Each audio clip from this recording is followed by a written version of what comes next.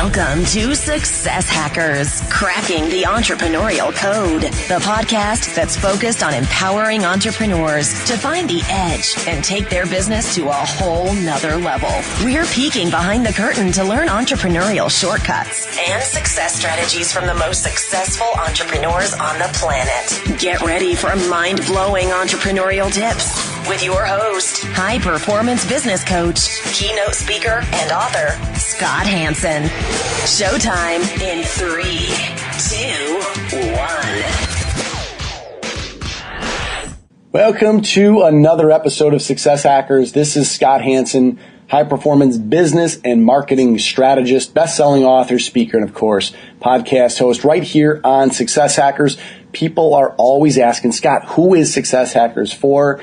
This podcast is for you who wants to take your business to entirely new heights. How do we do that? We do that by interviewing arguably some of the most talented and successful entrepreneurs on the planet and then having them share their success strategies and hacks with us.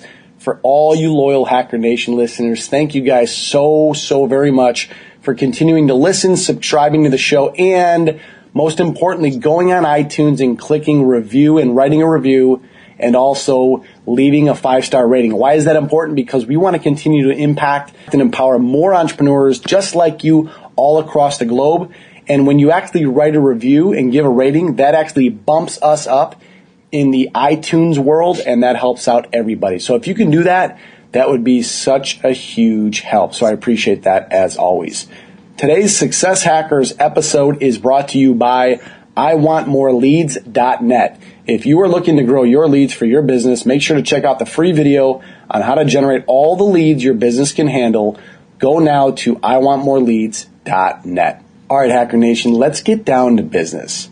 Are you maybe struggling to grow your business through the sales capacity? Do you fear the word sales? Do you think sales is a big, bad, ugly word and you just don't maybe know how to grow your business and you're maybe fearful of the phone or you're fearful of selling people something, in whatever the case may be? Well, you're absolutely at the right place at the right time, because I have the pleasure of introducing Mr. Sean Piket on the show in a minute. And Sean's going to share with us how to not only close more business, but the mindset, which is the most important piece around really growing your business exponentially. And most importantly, not being afraid of selling and what that actually means. So today our featured guest is Mr. Sean Piket. Sean, are you ready to rock?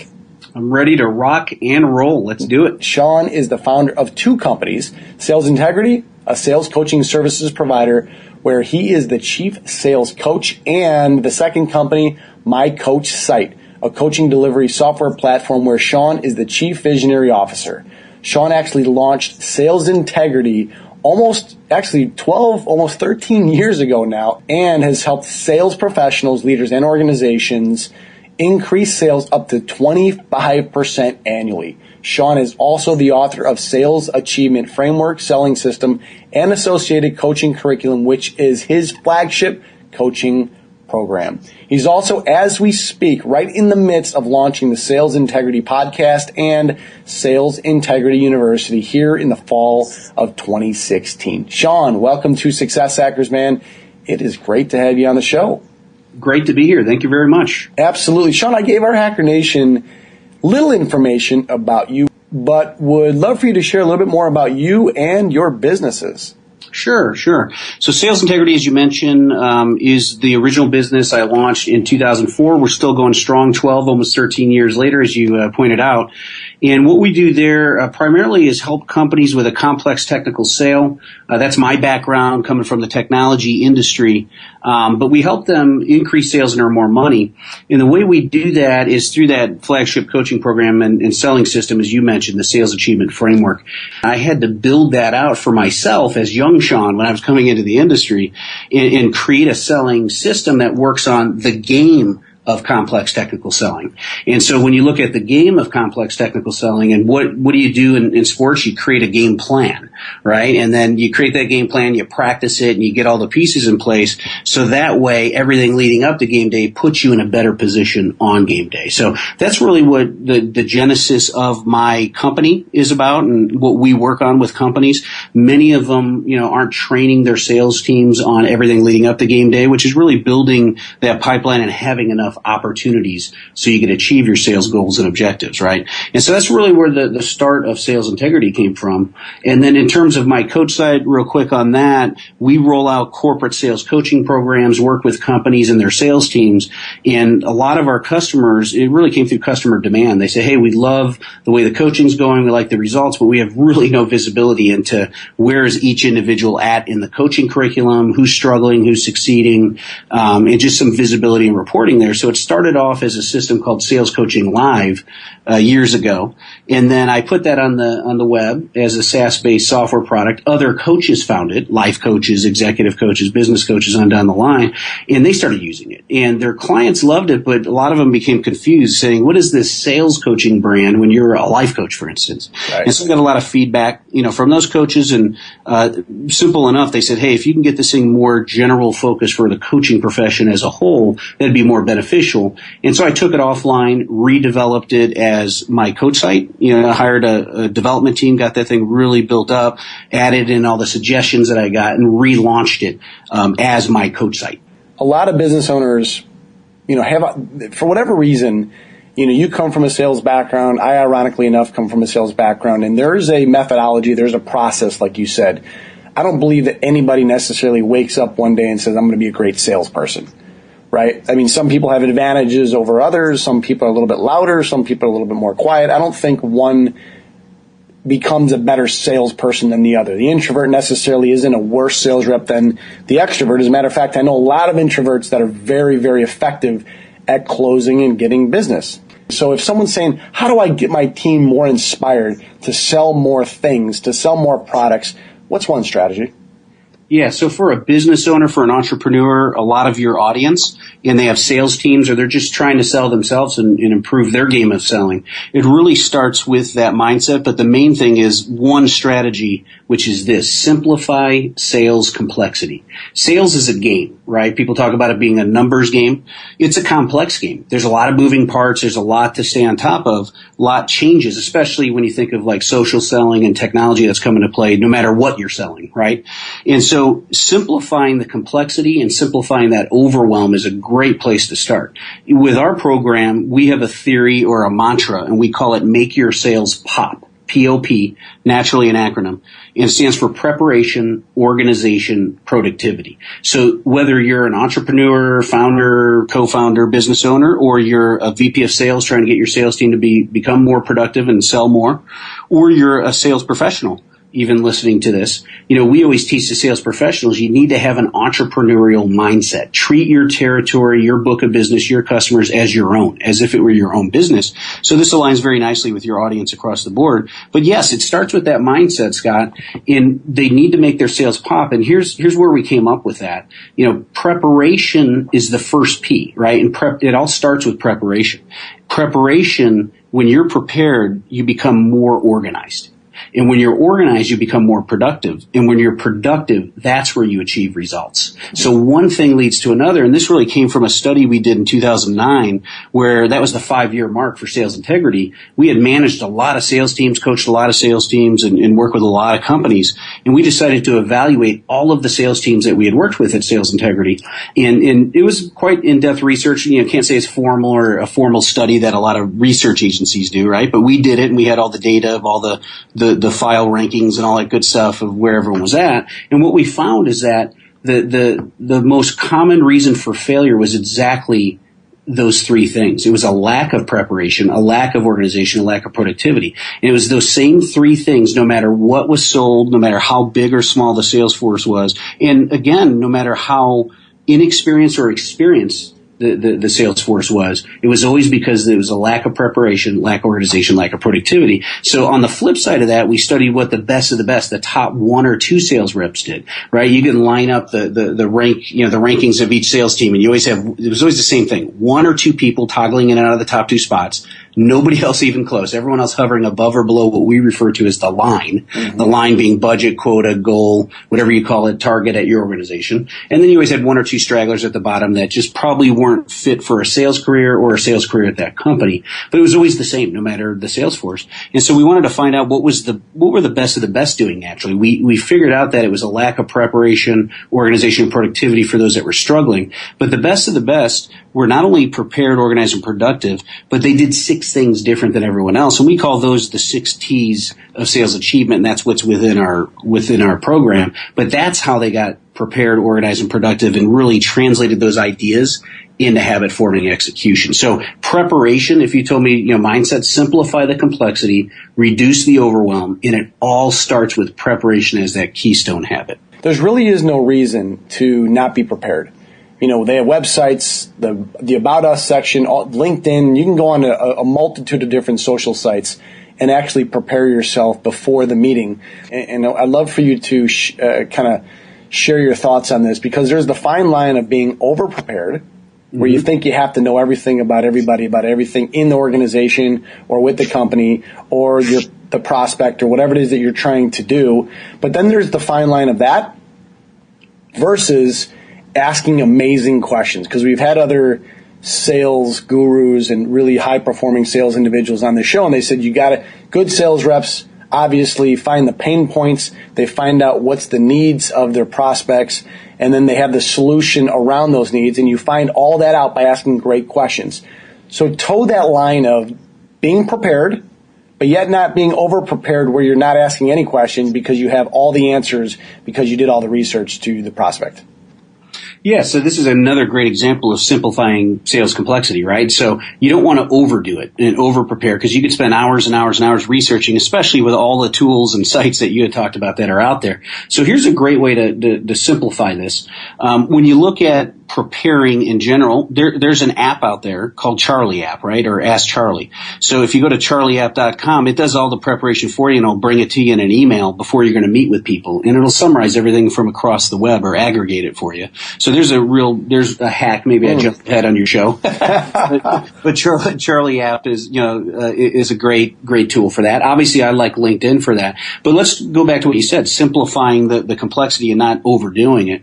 So I always like to use the power of 3. And what I mean by that, you've probably seen this in the marketing world. The human brain can retain 3 new concepts when you first present it.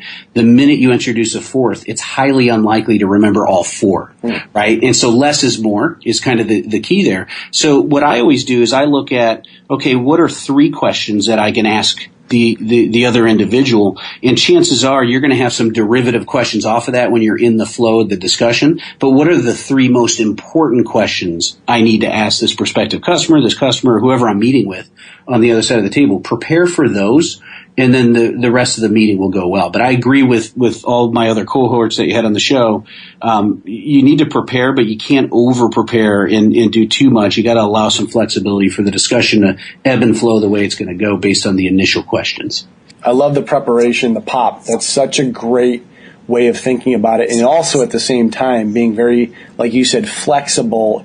Because I think that's what the mark of a great, not even a great salesperson, but a great entrepreneur. Because entrepreneurs and business owners, I think you and I talked about this offline. A lot of entrepreneurs and business owners, I don't care if you're a chiropractor, a cosmetic surgeon, a small business owner, whatever it is you do, at the end of the day, you have to bring patients or sales in the door. And the sooner you get over the fact that I'm quoting, and I'm doing air quotes, selling someone or forcing someone into a product or a service, which that's not sales anyways, the sooner you get over the fact of sales actually is a really, it's a powerful word, and if we can't sell anything, we can't drive a business. So how can you take someone's mindset of, oh my God, the sell word, to maybe it's called the enrollment process, or getting someone to get interested in your product or service? How do you get past the mindset of, I'm not good at sales, Sean? Love that question. We actually coach a lot of what we refer to as non-traditional salespeople. So this may be inventors or founders of, inventors of products or founders of companies who don't have that traditional sales background like you and I do, right? For instance. And then also there's a lot of companies, especially in the tech space, that are kind of taking that X Big 4, Big 5, Big 8 model, depending on when you came through the ranks, where it's kind of a partner-led model where they have people moving up through the ranks and eventually become a partner, and then they got to eat what they kill. So these are people that go out and sell, but they don't have traditional sales experience. They have more technical experience, right? So we end up coaching a lot of these folks, and this is a very common question for them, or common fear, I should say, which is selling. And it tends to be a bad word for some of those folks who never came up through the ranks of selling. So what we do is we take that and we put it on its head. We reverse it and say, what are you really doing? Right? What you're really doing is helping customers buy. If you don't like the word sales or selling, then go out and simply help customers buy. How do you do that? Well, you got to add value. You got to be intriguing enough, both your company and yourself, and then your products. You got to make sure you're prepared so you can be organized within the meeting when you're going to present to them. That'll make that meeting productive, and that'll move the process forward. But if you always come at it from an angle of I'm going to help customers buy and not sell them, nobody likes to be sold anyways. Do you like to be sold? You're a sales guy. I'm a sales guy. We don't like to be sold either, right? We like to buy. Yeah. We do like to buy, and we especially like competent salespeople who can help us buy, right? And so there's a fine line there between selling someone and helping them buy. But here's the key part of that. If you help them buy what they want, what they need, and what benefits them, it's got to be all three. You're going to help people buy what they want, what they need, and what benefits them. Then you're never selling anybody anything. You're helping them buy. Give us an example of what you teach when you say help them buy. Sure. So, for instance, if someone, you always look at either the pain or pleasure principle, right? People either buy for something they want or for something they're going to avoid.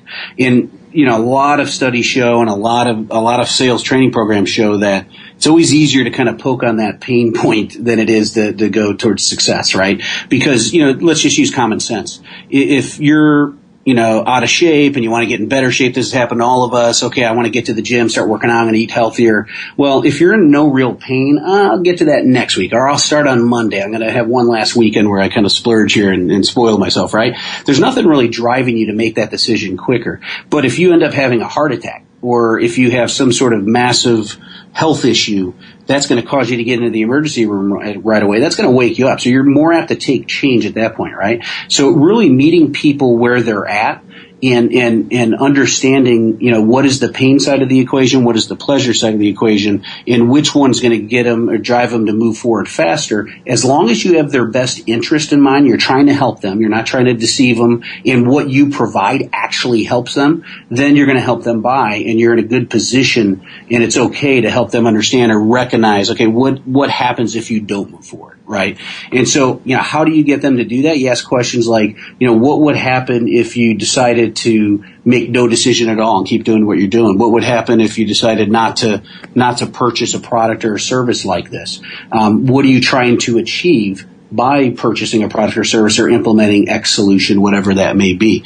Now, all of this, Scott, comes from preparing. Yeah. If you sit down and really study the other person, there's plenty of information out there, as you already pointed out, on LinkedIn and using Google search and even Ask Charlie or Charlie app, right? So you learn more about them, their personal interests and their desires and what they're looking for. A lot of people post a lot of that stuff, believe it or not, out on the web with Facebook and Twitter and everything else. You can almost get into the mind of prospective customers if they allow it, right? If they're allowing that out there. So go check on that first, but then sit down and really understand some use case scenarios of where you've helped other similar people or companies out in a similar situation. Totally makes sense. And I'm so glad you brought that up. And just to piggyback off of that, Hacker Nation, you've probably heard of the saying that facts tell, stories sell. Now, you've probably heard that a million times like I have, but when you really marinate on that, when you really get that exactly what Sean just said, that to use other, did you call it use studies? Use cases? Use cases, yeah, or testimonials or other people that you've been able to help. And if, to Sean's point, if you've never helped someone, if you're brand new, borrow a story from someone in a similar position as you, maybe a colleague, maybe a partner or someone else. But it's amazing to me when I'm paying attention to a presentation, a walkthrough, whatever it might be, I will always remember the story I will always remember how I've been able to, that person was able to help so-and-so just like me. And I remember that versus all the stats. So again, Hacker Nation, when you're out there trying to get over that hump and you're saying, why aren't I been able to sell more? Number one, prepare, like Sean talked about. Number two, it's so important to have testimonials because people remember the testimonials. And number three, at the end of the day, what keeps people up at night? And if you can figure out that and you can be the solution to their problem, it's a lot easier than just trying to come in and sell your features and benefits. Right, Sean? That's exactly right. Tell us a little bit more about the Sales Integrity University that you're launching. Yeah, sure. So we, up until this point, have only worked with companies that employ sales teams, right? And so companies that employ sales teams, it's a business-to-business scenario there where we're going in and rolling out corporate sales coaching programs. However, there's a lot of companies that don't invest in their sales teams to that level. When we go in and coach them, we're not just going in and training them. We're actually coaching down to the one-on-one level. So if I go back to kind of even a sports analogy, just the personal fitness analogy, it's the difference of going to the gym and joining a spin cycle class that's instructor-led, one instructor on a bike facing 20 to 30 people, guiding them through for an hour. That instructor is going to get more out of you in an hour than you would on your own, right? However, that's not going to be as good as hiring a personal fitness trainer or coach who's going to work with you down to the one-on-one level, personally and privately, and they're going to stick with you each week until you achieve your goal. So think of Sales Integrity as the personal fitness trainers of the sales coaching world. We get down to that one-on-one level and work with individuals for 1 hour a week every week and guide them through our sales achievement framework. So I tell you that to answer your question on Sales Integrity University.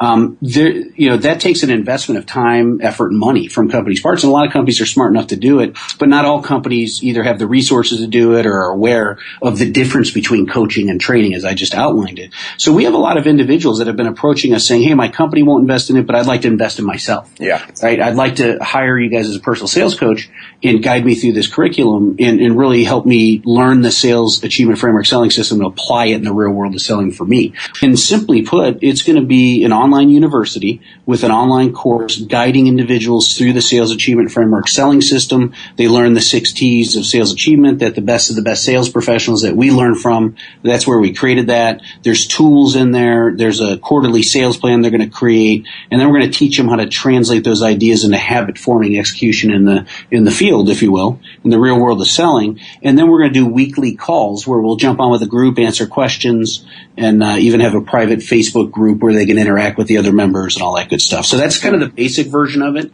This fall, we're going to close the enrollment and get the feedback from the initial folks, and then we'll open that back up, after the new year for another group of enrollment and kind of guide individuals through in a group setting as individual sales professionals at the same time go through the same thing. Sean, I want to switch gears here for a second. As you know, our Hacker Nation community listens to the show for actual success hacks and strategies to help them grow themselves and their business. Man, you've been dropping some serious nuggets on us already, but I want to shine the success hack spotlight on you real quick. And usually I don't ask it like this. I just say share a success hack, but I want to get a little bit more niched around this success hack, which is there's a business owner, there's an entrepreneur, there's someone that's in the sales capacity that just can't seem to get over the hump. I use the analogy of I spent a lot of time back in the day in the gym, in the fitness centers, et cetera. And I remember when, you start to bench a lot and all of a sudden you can't get past a certain stick point with a certain bench press weight. And you can either give up and say, well, that's my max, or you can learn from someone that's done that and then say, what did you do to get to 315 pounds on the bench press or whatever, and the leg press or whatever, and they show you, and all of a sudden you blow through that plateau. So someone's at a plateau right now, and they feel like banging their head up against a wall. What's one success hack to maybe get past that plateau? Yeah, that's a great question. Very good question. Good example. We've all been there, especially if you've been an athlete or workout or anything like that, right? That plateau is always a challenge for you. So the plateau is going to be different for different entrepreneurs and business owners and even salespeople. But the first thing I always start with is that mindset. right? Because you can't do anything if you're in a negative mindset or if you're down, right? If you feel like, wow, I plateaued, and you start focusing on the plateau and you start focusing, wow, here's all the things I can't do. It becomes a failure momentum, if you will. One thing leads to another. But on the flip side, what you want is success momentum. So dig back and think of, okay, as I was getting stronger and stronger, what were some of the things I was doing? Well, chances are, and if you use that analogy of weightlifting, for instance, you hit a plateau, you got to shock the muscles. In the world of selling, in the world of entrepreneurship, what can you do that's different than what you've been doing the last 6 months to a year, right? And look at some different strategies. The first thing is just exactly what the show does. Pattern yourself after other people who have been there, done that. Yeah. So look in your network. Most of your listeners are probably on LinkedIn. They probably built up a network.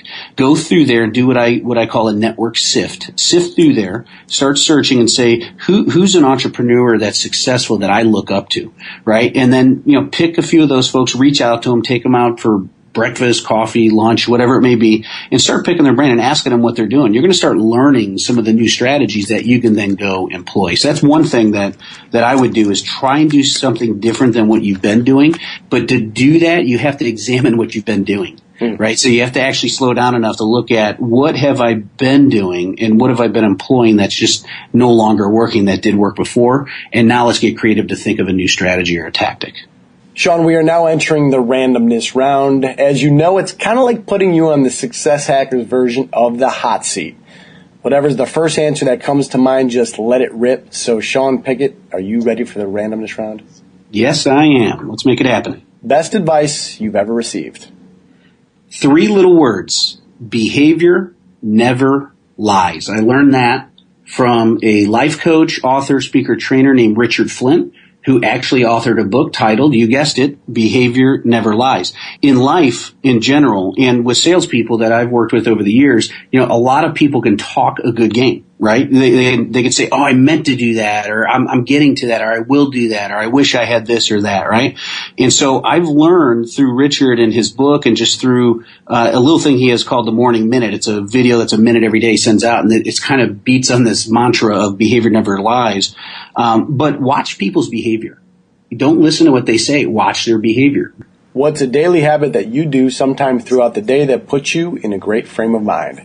I get up early every morning and I conduct what I call a power hour of personal development, where I read, I meditate, I pray, and then I get a little workout in and just get in the right mindset. So that way I expect positive and great things to happen that day, and I do that each day.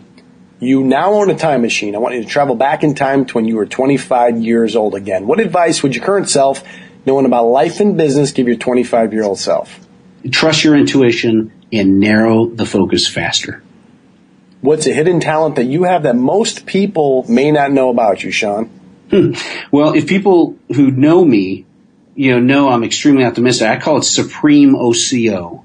Supreme OCO. I'm supremely optimistic, supremely confident, and supremely optimistic. So opportunistic, optimistic, and confident. And a great way to illustrate this is the way my dad describes me. When people say, hey, tell me a little bit about your son, Sean, he says, let me tell you about Sean. Sean can walk into a room full of crap and ask, where's the pony?